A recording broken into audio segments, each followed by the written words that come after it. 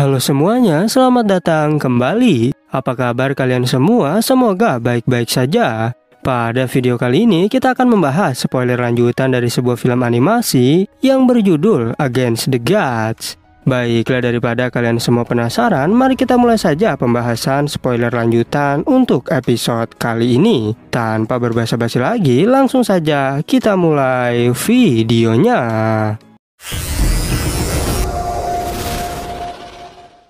Cerita ini berlanjut, kita diperlihatkan Yunce yang bertanya pada Yuanba tentang proses penangkapan orang-orang wilayah Sanmun.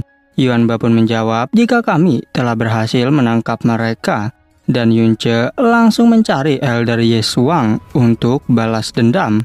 Bahkan tanpa berbasa-basi, ia langsung membantainya dalam sekejap. Tak berhenti sampai di situ, Yunce juga mempersilahkan Cai Yi untuk balas dendam. Oleh karena itu, Cai Yi segera maju untuk membalaskan kematian ayahnya. Sehingga kini mereka semua dimusnahkan dengan tangan Cai Yi sendiri. Lalu Yunce menyuruh Yuanba untuk mengambil sumber daya Tianwei Sword Domain dan wilayah Sanmun. Tapi Senior Ji dan Yuanba tentu tak bisa menerima ini semua. Namun Yunce menjelaskan agar kalian ambil saja. Yang penting nantinya jangan sampai ada perbuatan jahat lagi.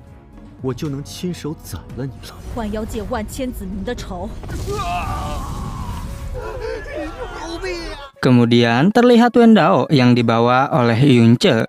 Tapi Wendao memohon agar kau jangan membunuhku.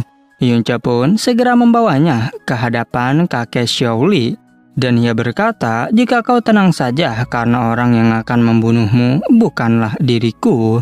Kakek Xiaoli bertanya, siapakah orang yang kau bawa ini? Yunce menjawab, jika dia adalah Wendao, orang yang membunuh paman Xiaoying. Sehingga sang kakek sangat marah karena Wendao telah membunuh anaknya. Wendao yang ketakutan langsung memohon ampun. Sedangkan Xiaoli menjawab, jika pergilah ke neraka untuk meminta ampun pada anakku. Sehingga saat itu juga Wendao pun langsung dibunuh. Setelah itu kakek Xiaoli berkata pada anaknya, jika aku telah membalaskan dendammu. Sementara Lingxi yang baru datang bertanya apakah yang sebenarnya terjadi. Yunce memberitahu bahwa kakek Xiaoli baru saja membalaskan dendam paman Xiaoying.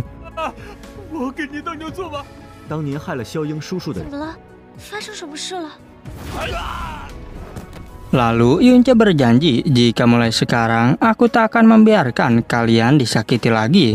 Tapi ketika Yunce sedang menggenggam tangannya, tiba-tiba keluar energi gelap. Bahkan Yunce kebingungan tentang fenomena yang terjadi pada Lingxi. Terlihat sebuah tulisan di belakang tubuh Lingxi. Dan ternyata tulisan itu merupakan pedoman World Defying Heaven. Yang diketahui jika ternyata Lingxi adalah reinkarnasi dari Ancestral God, atau disebut sebagai dewa leluhur yang derajatnya lebih tinggi dari dewa jahat. Sang kakek bertanya tentang kondisi Lingxi. Yunce pun menjawab jika Lingxi hanya pingsan. Dan kini kakek Xiaoli pun menceritakan sebuah rahasia tentang Lingxi. Saat itu, ketika Lingxi sedang dalam kandungan, tiba-tiba ada petir emas yang menyambar istriku. Dan waktu itu, aku melihat bayangan dari Golden God yang dengan cepat menghilang. Namun karena mereka baik-baik saja, jadi aku menganggap ini merupakan berkah dari surga.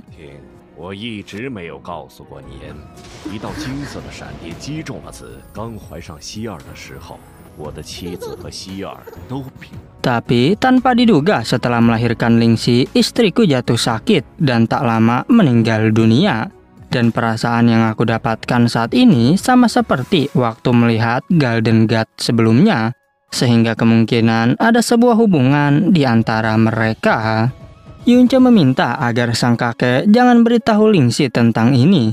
Kakeknya pun mengerti karena Yunce lah yang akan menyelidikinya. Dan tak berselang lama, Lingxi pun mulai tersadar kembali. Kemudian Yunce bertanya tentang kondisinya. Lingxi menjawab bahwa aku baik-baik saja. Dan tanpa diduga, Yunce memohon agar sang kakek tunangkan Lingxi dengan diriku. Mendengar hal itu tentu membuat mereka berdua sangat terkejut. yang rupanya Lingxi juga memberitahu bahwa aku tak akan menikahi siapapun selain Yunce. Dan ternyata sang kakek juga sudah tahu jika mereka saling menyukai. Oleh karena itu, kakek Xiaoli pun merestui hubungan mereka berdua. 不让他受到任何一点伤害。子，我都看在眼里。我这辈子除了小车，我欢喜还来不及。 Singkat cerita, 6 bulan pun telah berlalu, dan 3 wilayah suci mengirim para murid untuk bantu membangun kota Imperial Iblis. Sementara Chang Yue menjadi pemimpin 7 negara pertama dalam sejarah. Tak hanya itu, istana Frozen Clouds juga telah dibangun kembali. Di sisi lain, terlihat Yunce yang kini sedang berlatih. Dan setelah berlatih selama 6 bulan, dirinya dengan cepat mencapai Sovereign Mystic tingkat 5. Walaupun begitu, untuk naik ke ranah Divine Mystic, kecepatan ini masih belum cukup. Dan Yunce terpikir untuk mengkultivasi pedang iblis agar mencapai ranah tersebut. Tapi ia khawatir karena jika dilakukan, maka dirinya akan menuju jalan iblis. Tanpa diduga, terlihat Hong-Er yang kelaparan. Dan saat Hong-Er memakan pedang iblis, Yunce pun melarangnya. Tapi tetap saja Hong-Er segera memakan pedang tersebut. Yunce tak percaya jika warisan pedang Eternal Night ribuan tahun dimakan begitu saja. Sedangkan Hong-Er yang sudah kenyang berniat untuk tidur kembali. Sehingga hal itu membuat Yunce tertawa oleh kelakuannya. 我一定能更加快速地到达神选。 好香的味道啊！吃饱了就是容易瞌睡。快住手啊！ Meskipun demikian, Yunce merasa senang karena tak perlu bergantung pada kekuatan iblis. Dan ketika ia ingin pulang, dari kejauhan ada 2 orang yang mengawasinya. Ternyata orang ini bernama Mu Bingyun yang merupakan leluhur istana Frozen Clouds. Bingyun merasa tenang karena istana Frozen Clouds kini dibangun kembali. Tapi ketika ia batuk, Mu Xiaolan merasa khawatir dengan gurunya itu. Tapi gurunya berterima kasih karena Xiaolan telah menemani di saat-saat terakhir. Ketika Mu Bingyun terjatuh, Xiaolan berusaha menolongnya. Namun Yunce tak menyangka jika bertemu dengan seorang dewi, sehingga ia pun langsung menyelamatkannya. Yunce menyadari jika dewi ini telah terkena racun. Sedangkan Xiaolan mengancam Yunce untuk melepaskan gurunya. Tapi Yunce terkejut karena bocah ini telah berada di Divine Origin. Yunce bertanya, siapakah kau sebenarnya? Namun Xiaolan kembali menyuruh Yunce untuk melepaskan gurunya. Tapi Yunce mengingatkan jika aku paling tak suka diancam oleh orang lain.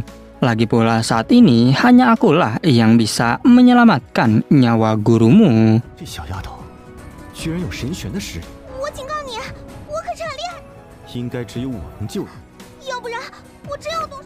Xiaolan berkata jika kau berasal dari alam yang rendah, tak mungkin bisa menyelamatkannya. Sehingga Yunce tersadar mungkinkah mereka berasal dari alam dewa. Dan Yunce sudah tahu bahwa racun ini merupakan racun beratribut api dari Profond Beast. Mendengar hal itu tentu membuat Xiaolan sangat terkejut. Oleh karenanya, jika kau ingin gurumu selamat, maka jawablah pertanyaanku. Dan tiba-tiba datang murid Frozen Clouds yang juga bertanya pada Yunce tentang mereka. Yunce menjelaskan bahwa aku juga belum mengetahui tentang asal-usulnya. Dan karena terpaksa, Xiaolan pun menjawab bahwa guruku adalah leluhur istana Frozen Clouds. Sehingga mereka tak percaya karena leluhur Mu Bingyun sudah mati sejak ribuan tahun lalu.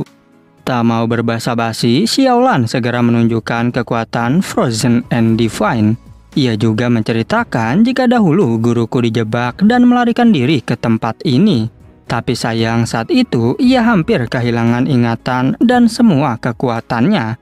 Dan dalam masa pemulihan dirinya mulai membuat istana Frozen Clouds. 在1000多年前就已经现世，我师尊就是他们的先导。不信你们看，师尊恢复记忆和力量，记忆的师尊便在此创。 Murong bertanya pada Lord Yunce apakah yang dikatakannya memang benar. Yunce menjawab jika aku belum tahu pasti.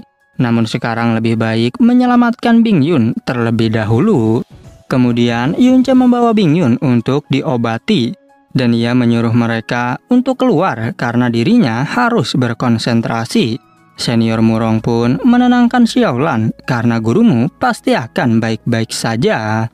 Lalu Yunce segera menggunakan mutiara racun surgawi. Dengan cepat ia berhasil menghancurkan racun tersebut. Dan Mu Bingyun yang tersadar ditanya oleh Yunce, apakah benar kau adalah pendiri Frozen Clouds ini? Mu Bingyun membenarkan hal itu, tapi ia bingung mengapa Yunce memiliki mutiara surgawi.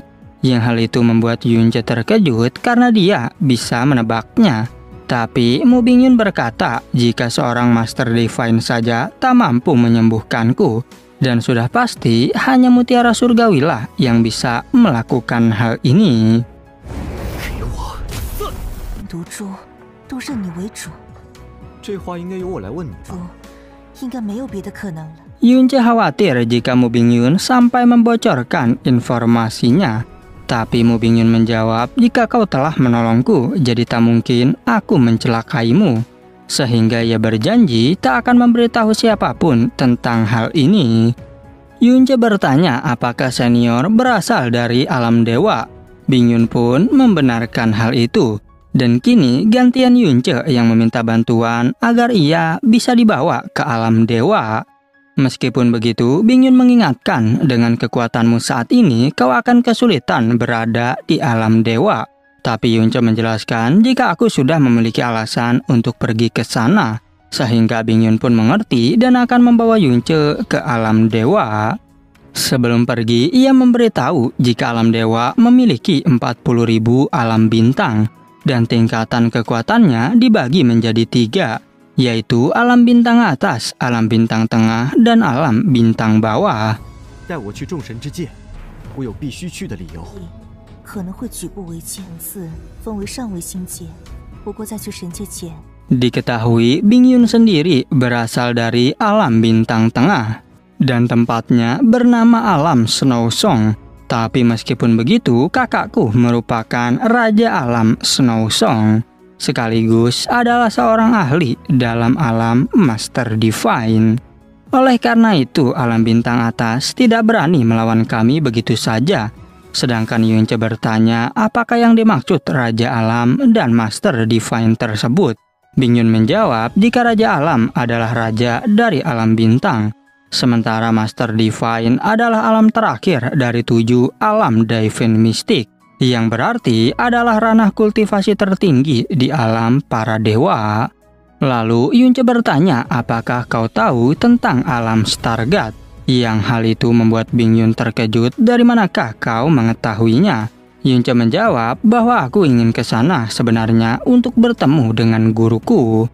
Mendengar hal itu membuat Bingyun semakin terkejut. Apakah mungkin gurumu adalah Heavenly Slaughter Stargate? Sehingga Yunce pun tak menyangka jika Bingyun juga mengetahui tentang Molly.